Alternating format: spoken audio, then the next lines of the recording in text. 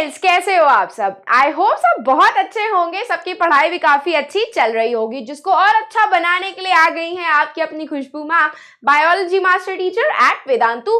तो आज के सेशन में जस्ट अ सेकेंड हम करने वाले हैं 10 मोस्ट इंपॉर्टेंट शॉर्ट आंसर्स आपके पूरे बायो के सिलेबस से। That means fundamental unit of life, tissues chapter and improvement in food resources के सारे practice questions and short answers हम करने वाले हैं इसी एक इंपॉर्टेंट से सेशन में। तो मेक श्योर करना कि आप पूरे सेशन को स्टार्ट से लेकर एंड तक वॉच आउट कर रहे हो, और सेशन को लाइक शेयर एंड सब्सक्राइब करना तो बिल्कुल भी मत भूलना।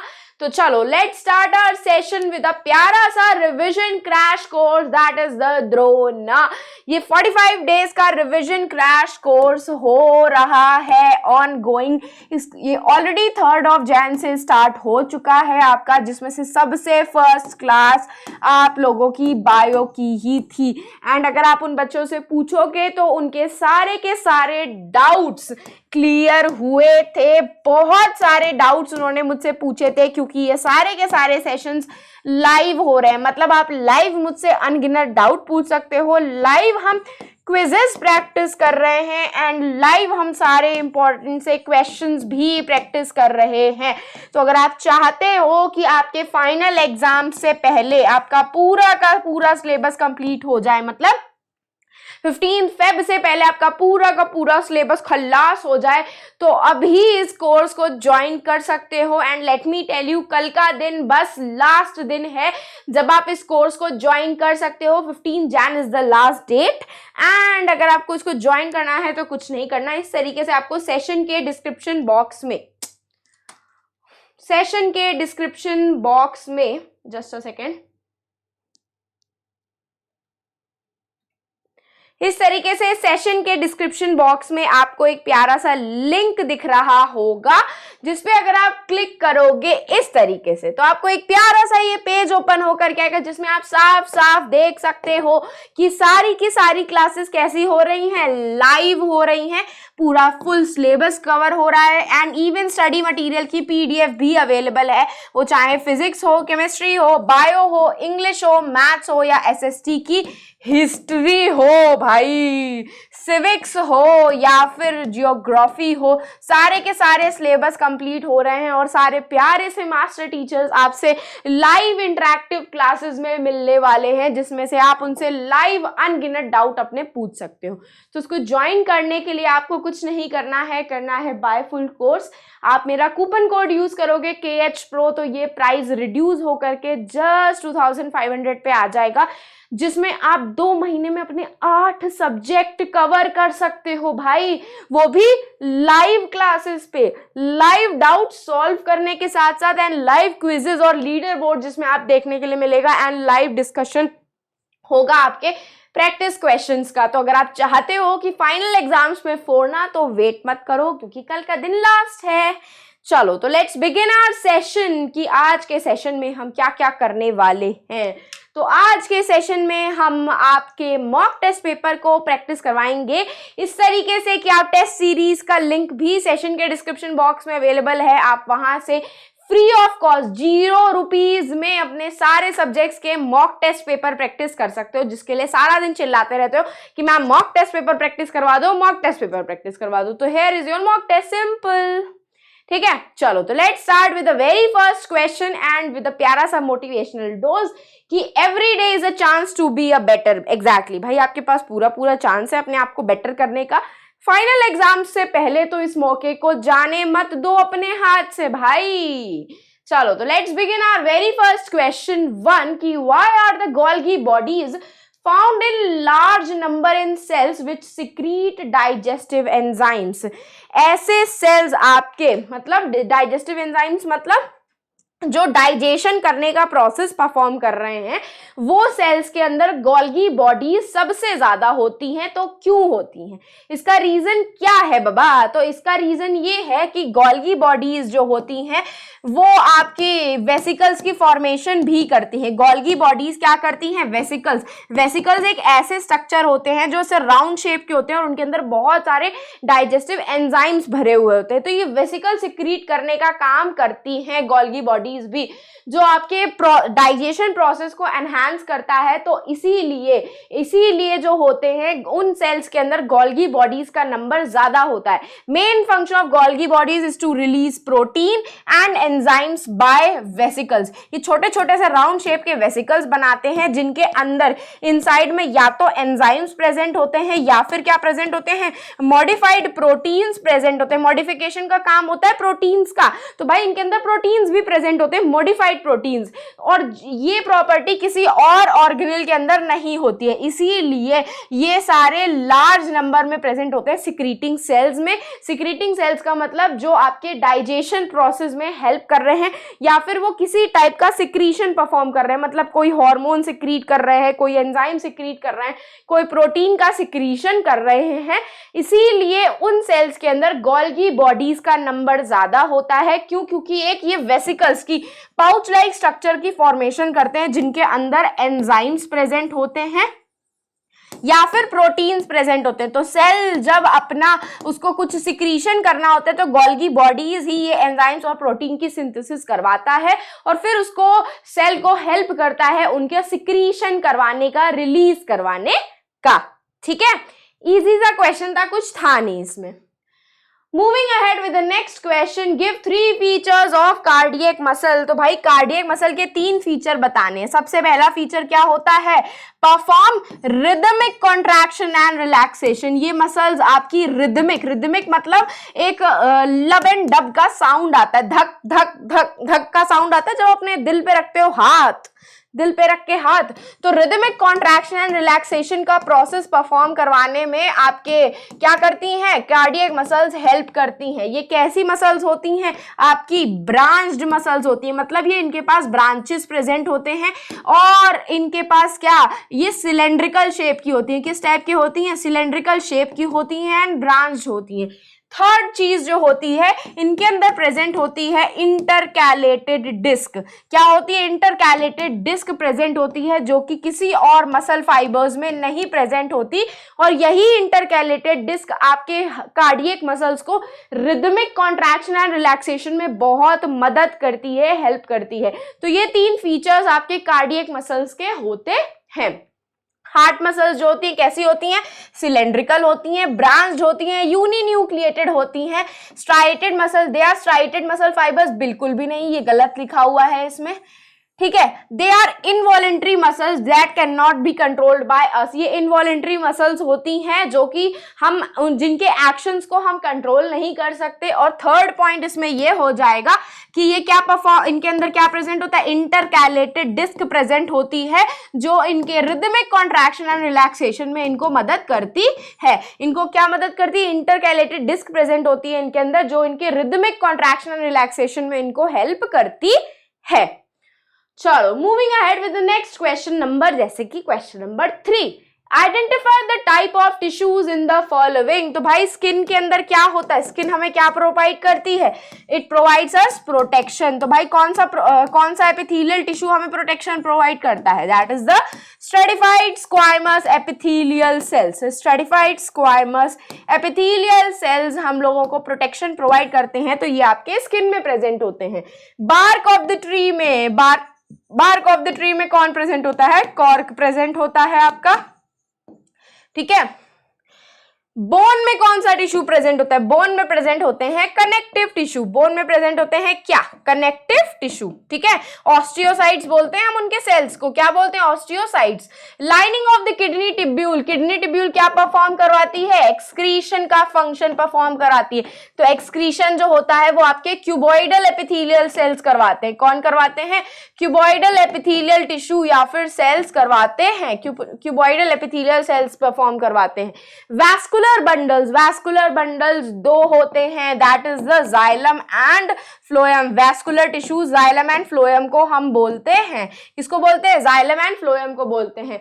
तो क्या हो गया, स्किन में स्ट्रेटिफाइड स्क्वायमस एपिथेलियल, स्पेलिंग गलत लिखी हुई है, ये स्ट्रेटिफाइड की spelling stratified squamous epithelial. Bark of the tree में कॉर्क प्रेजेंट होता है, बोन में कनेक्टिव टिश्यू, किडनी टिब्यूल्स में cuboidal epithelial tissue and vascular bundle conductive tissue होते हैं, that is the xylem and phloem. कौन होते हैं, जाइलम एंड फ्लोएम होते हैं। ठीक है, आया समझ में?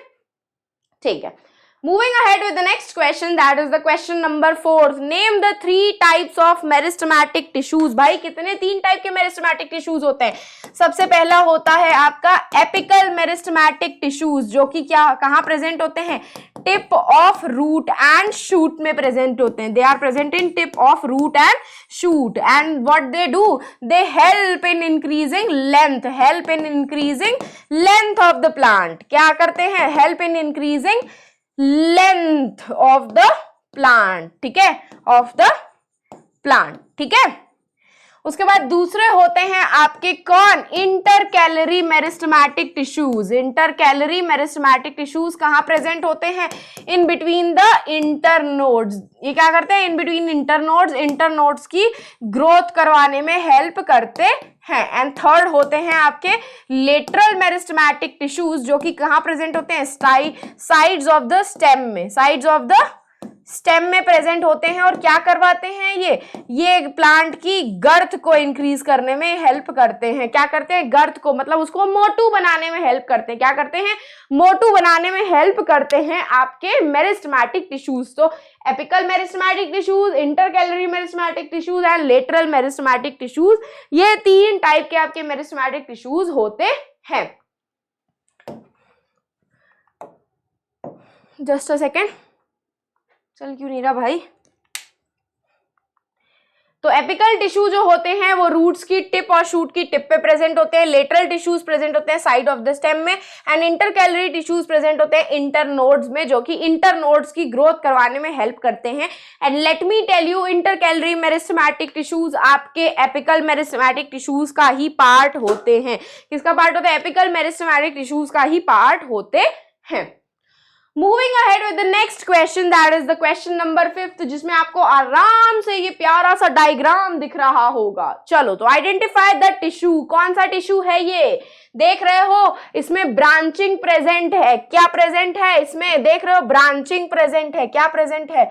ब्रांचिंग प्रेजेंट है। क्या प्रेजेंट है इनमें? ब्रांचिंग। दैट मीन्स क्या हो रहा है? दैट मीन्स क्या, कौन से मसल्स हैं? कार्डियक मसल्स हैं। ये कार्डियक मसल्स में ही ब्रांचेस प्रेजेंट होती हैं। ठीक है, next, label the parts marked as 1 2 3। 1 क्या है? सार्कोप्लाज्म। क्या है? सार्कोप्लाज्म। सार्कोप्लाज्म मतलब होता है, सॉरी, सार्कोलेमा। सार्कोलेमा है ये, सार्कोलेमा है ये, प्लाज्म नहीं होगा, प्लाज्म होगा शायद, हाँ सार्कोप्लाज्म होगा। ठीक है, क्योंकि साइटोप्लाज्म जो होता है ना, उसमें मसल्स में हम उसको सार्कोप्लाज्म बोलते हैं। ये 2 वाला जो पोर्शन है इसको हम इंटरकैलेटेड डिस्क बोलते हैं। क्या बोलते हैं? 2 वाला जो पोर्शन है उसको हम इंटरकैलेटेड डिस्क बोलते हैं। ठीक है, एंड जो 3rd वाला पोर्शन है वो क्या है? It's a nucleus. क्या है? न्यूक्लियस है आपका। तो what type of this tissue and where it occurs in the body? भाई कार्डियक मसल्स के टिश्यू हैं ये, एंड कहाँ प्रेजेंट होते हैं?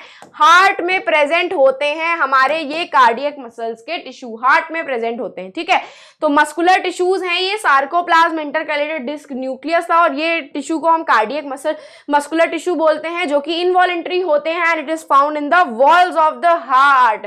हार्ट की वॉल्स में प्रेजेंट होती हैं आपकी कार्डियक मसल्स। ठीक है, moving ahead with the next question. तो अगेन आपको एक प्यारा सा डायग्राम दिख रहा होगा, जो किसका डायग्राम है? यस, ये है एक स्टोमेटा का डायग्राम। ये क्या है? स्टोमेटा का डायग्राम है। तो फर्स्ट, सेकंड, थर्ड और फिफ्थ को हमको लेबल करना है। तो फर्स्ट जो हो गया हमारा, वो हो गया गार्ड सेल्स। ठीक है, वो हो गया हमारे गार्ड सेल्स। सेकंड क्या हो गया? सेकंड हो गया हमारा न्यूक्लियस। सेकंड हो गया न्यूक्लियस, नहीं वैक्यूल हो जाएगा शायद। थर्ड जो होगा वो हमारा होगा स्टोमेटल पोर। थर्ड होगा हमारा स्टोमेटल पोर, एंड फोर्थ क्या होगा हमारा? ये फोर्थ होंगे हमारे क्लोरोप्लास्ट। फोर्थ होंगे हमारे क्लोरोप्लास्ट। ये न्यूक्लियस या फिर वैक्यूल होगा, वैसे तो मेरे हिसाब से वैक्यूल होगा। चलो ठीक है, न्यूक्लियस लिखा हुआ है तो न्यूक्लियस है। तो पहला वाला हमारा क्या था? गार्ड सेल थे। साइटोप्लाज्म नहीं होगा, वो गार्ड सेल होंगे। ठीक है, ये जो ये दिख रहा है आपको, ये वाला पोर्शन, ये वाला पोर्शन जो दिख रहा है इनको हम गार्ड सेल्स बोलते हैं, ये हमारे गार्ड सेल्स होते हैं, ठीक है, ये गार्ड सेल्स होते हैं, ये हमारा न्यूक्लियस होता है, ये छोटे छोटे जो पोर्शन दिख रहे हैं इनको हम क्लोरोप्लास्ट बोलते हैं, बीच का ये जो पोर्शन होता है इसको हम स्टोमेटल पोर बोलते हैं, क्या बोलते हैं, इनको हम स्टोमेटल पोर बोलते हैं, ठीक है, स्टोमेटल पोर्स या फिर स्टोमा भी बोलते हैं, कुछ भी बोल सकते हैं दोनों में से, स्टोमेटल पोर या फिर स्टोमा दोनों ही बोल सकते हैं, ठीक है। और ये साइटोप्लाज्म नहीं होगा, ये गार्ड सेल्स होंगे, ये साइटोप्लाज्म नहीं होगा, ये गार्ड सेल्स होंगे, ठीक है। Moving ahead to the next question, that is the question number 7th कि what factors may be responsible for the losses of grain during storage। भाई दो फैक्टर रिस्पॉन्सिबल होते हैं, एक तो आपके एबायोटिक फैक्टर्स और दूसरे होते हैं आपके बायोटिक फैक्टर्स। कौन से होते हैं? Biotic factors. एबायोटिक फैक्टर्स मतलब नॉन लिविंग फैक्टर्स, आपके कौन से factors? Non living factors. That means आपका या तो जैसे बहुत ज्यादा पानी है, ह्यूमिडिटी हो गई, ठीक है, ह्यूमिडिटी की वजह से ग्रेन्स खराब हो रहे हैं, या फिर एयर की वजह से आंधी तूफान आ गए, मिट्टी आ गई, उसकी वजह से खराब हो गए, ठीक है, या फिर और आपके नॉन लिविंग फैक्टर्स में ह्यूमिडिटी हो गई, सनलाइट हो गई, धूप की वजह से खराब हो गए, ठीक है, सनलाइट की वजह से। एंड अगर हम बायोटिक फैक्टर्स की बात करें तो ये आपके लिविंग फैक्टर्स होते हैं। क्या होते हैं? ये आपके लिविंग फैक्टर्स होते हैं। तो भाई पेस्ट की वजह से खराब हो गए आपके, ठीक है, या तो रोडेंट्स की वजह से, चूहों की वजह से आपके ग्रेन्स खराब हो गए, या फिर उसमें इन्फेक्शन हो गया, ठीक है, या फिर उसमें इन्फेक्शन हो गया किसका? बैक्टीरिया का, ठीक है, बैक्टीरियल इन्फेक्शन हो गया आपकी क्रॉप में, या कोई वायरल इन्फेक्शन हो गया, या पानी की वजह से उसमें फंगस लग गई, पानी की वजह से आपकी ग्रेन्स में क्या लग गई? फंगस लग गई। तो ये सारे फैक्टर्स जो होते हैं आपकी स्टोर की हुई ग्रेन्स को खराब कर सकते हैं, ठीक है। तो आंसर जो हो गया एबायोटिक फैक्टर्स में मॉइस्चर, जैसे कि बहुत ज्यादा पानी प्रेजेंट है आपकी ग्रेन्स के अंदर तब भी वो जल्दी खराब हो जाएंगी, इसीलिए अनाज को हमें पहले धूप में बहुत अच्छे से सुखाना पड़ता है ताकि उनका वाटर का कंटेंट जितना भी है ना, पानी उसके अंदर से सूख जाए। ह्यूमिडिटी, हवा में बहुत नमी है, हवा में बहुत नमी है, उसकी वजह से आपका वो खराब हो गया। टेम्परेचर, जिस टेम्परेचर में आपके उसको होना चाहिए ग्रेन्स को, उस टेम्परेचर में नहीं है आपके ग्रेन्स, तो उसकी वजह से खराब हो जाएगा। बायोटिक फैक्टर्स में इंसेक्ट या फिर पेस्ट, रोडेंट्स, चूहों की वजह से बर्ड्स आपकी खा रही हैं, माइट्स जो होते हैं ना, कीड़े मकोड़े होते हैं, बैक्टीरिया, फंगस के इन्फेक्शन की वजह से आपकी स्टोर की हुई ग्रेन्स क्या हो सकती हैं? खराब हो सकती हैं। Moving ahead with the next question, what are the benefits of cattle farming? तो भाई कैटल फार्मिंग हम लोग दो चीजों के लिए करते हैं, एक तो मिल्क प्रोडक्शन के लिए, ठीक है, एक मिल्क प्रोडक्शन के लिए करते हैं, एंड एक ड्रॉट एनिमल्स होते हैं जो कि आपके लेबर का काम करते हैं। मतलब वो एग्रीकल्चर में कोई भी सामान इधर से उधर ढोना होता है तो एग्रीकल्चर में आपके लेबर का काम करते हैं। तो एक तो हमें दूध प्रोवाइड करते हैं आपके कैटल फार्मिंग से, और दूसरा हमको ड्रॉट एनिमल्स मिलते हैं, ड्रॉट एनिमल्स जो कि लेबर का काम कर सकते हैं। मतलब आपका जो भी सामान क्रॉप से इधर करना होगा, आप उनके बैक पे ढो करके, वो खच्चर नहीं होता, घोड़े गाड़ी और आपका बैलों को यूज करते हो खेत जोतने के लिए, प्लोइंग के लिए, उन सब के लिए आप अपने कैटल्स को यूज कर सकते हो। तो या तो मिल्क प्रोडक्शन के लिए जो कि हाई यील्ड देगा आपको, या गुड क्वालिटी मीट के लिए, या फिर उनकी स्किन के लिए, या फिर आप ड्रॉट एनिमल्स को यूज कर सकते हो किसके लिए? लेबर के लिए। किसके लिए? लेबर के लिए, कि आपको उनसे सामान इधर से उधर लेकर के जाना है, ठीक है। तो इस तरीके से आपकी कैटल फार्मिंग आपके लिए बेनिफिशियल हो सकती है। Moving ahead with the next question, again एक डायग्राम बेस्ड क्वेश्चन है कि नेम द लेबल पार्ट्स। तो अगर हम ए की बात करें तो ए आपका सेल वॉल है, और ये जो डायग्राम है ना आपका, ये रूट हेयर का डायग्राम है। किसका डायग्राम है? रूट हेयर का डायग्राम है ये। सी की बात करूं तो भाई सी क्या है आपका? सी क्या है? सी प्लाज्मा मेम्ब्रेन है। क्या है? प्लाज्मा मेम्ब्रेन है सी आपकी, ठीक है, प्लाज्मा मेम्ब्रेन है। सॉरी, सी आपकी प्लाज्मा मेम्ब्रेन नहीं है, सी आपकी वैक्यूल्स है आपके, आई थिंक सो, ठीक है। बी आपकी प्लाज्मा मेम्ब्रेन है, सॉरी, बी आपकी प्लाज्मा मेम्ब्रेन है। डी जो है वो न्यूक्लियस है, डी जो है वो न्यूक्लियस है, एंड सी जो है वो साइटोप्लाज्म है। सी जो है वो आपका साइटोप्लाज्म का कंटेंट है।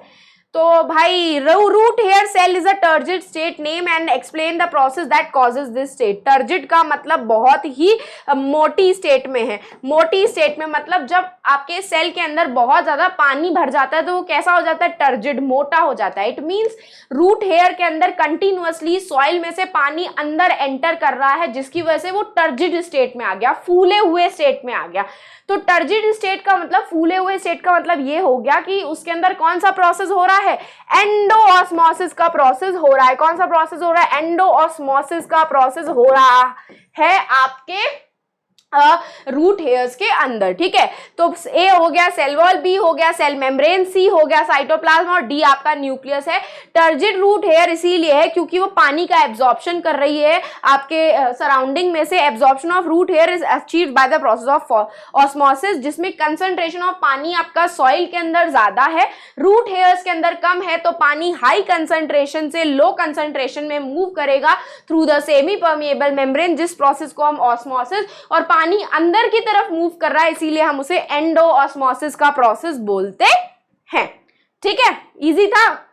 चलो moving ahead with the next question, जो कि है क्वेश्चन नंबर 10। अगेन आपका डायग्राम दिया हुआ है कि आपको एक नोट लिखना है on the xylem and the phloem, जो कि है कॉम्प्लेक्स परमानेंट टिश्यूज। तो भाई जाइलम क्या करता है, कौन बताएगा? जाइलम किसका ट्रांसपोर्ट करवाता है? Helps in the transportation of H2O and minerals, water and minerals का ट्रांसपोर्टेशन करवाता है, ठीक है। और ये कैसा transfer passive movement, passive transport करवाता है। पैसिव ट्रांसपोर्ट मतलब पानी के ट्रांसपोर्ट में जाइलम को कोई भी एनर्जी की रिक्वायरमेंट नहीं होती है। पानी के ट्रांसपोर्ट में जाइलम को किसी भी तरीके की एनर्जी की रिक्वायरमेंट नहीं होती। जाइलम का जो डायरेक्शन होता है मूवमेंट का, वो यूनिडायरेक्शनल होता है। यूनिडायरेक्शनल मतलब पानी हमेशा और हमेशा रूट्स में से निकल करके बाकी प्लांट्स के पार्ट में जाता है। कभी भी बाकी सारे प्लांट के पार्ट में से पानी रूट्स में नहीं जाता है।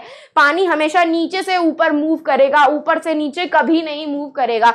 तो इसकी मूवमेंट ऑफ डायरेक्शन हमेशा यूनिडायरेक्शनल रहेगी। फ्लोएम की बात करूं तो फ्लोएम फूड का ट्रांसपोर्टेशन करवाता है। इसके ट्रांसपोर्टेशन में हमें एक्टिव ट्रांसपोर्ट की रिक्वायरमेंट होती है। एक्टिव ट्रांसपोर्ट मतलब उसको एनर्जी की रिक्वायरमेंट होगी ट्रांसपोर्ट करवाने के लिए। एंड इसमें जो डायरेक्शन होती है फ्लोएम की, वो हमेशा बाई डायरेक्शनल रहती है।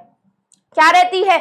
हमेशा बाई डायरेक्शनल रहती है। मतलब खाना जो है वो रूट्स में से निकल करके other parts of the plants तक भी जा सकता है, और खाना आपके other parts of the plant से निकल करके रूट्स तक भी जा सकता है। तो बाई डायरेक्शनल मूवमेंट होती है।